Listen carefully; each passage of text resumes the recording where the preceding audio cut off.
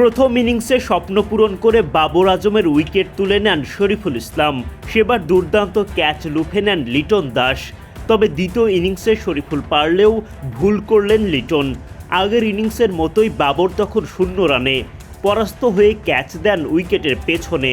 তবে সেটা লুফে নিতে পারেননি লিটন। একরাশ হতাশা এই উইকেট কিপারের চোখে মুখে। হতাশ হয়ে পড়েন শরীফুলও। লিটনের জন্য অবশ্য স্বস্তি এনে দেন তরুণ নাহিদ রানা। নাহিদের বলে ড্রাইভ করতে গিয়ে ব্যর্থ বাবর, হারিয়ে ফেলেন স্ট্যাম্প। পাক ব্যাটারকে বোল্ড করে উল্লাসে ফেটে পড়েন এই তরুণ পেসার। সেই উদযাপনে যোগ দেন বাকি সতীর্থরাও। ফেরার আগে 50 বল থেকে 22 রান করেন বাবর। এর আগে রাওয়ালপিন্ডি টেস্টের শেষ দিনের শুরুতেই দলকে উইকেট উপহার দেন হাসান মাহমুদ।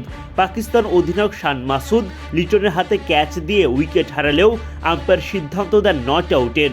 সঙ্গে সঙ্গে রিভিউ নেন টাইগার অধিনায়ক নাজমুল শান্ত। সফল রিভিউয়ে পাকিস্তান অধিনায়কের উইকেট ঘরে তোলে বাংলাদেশ।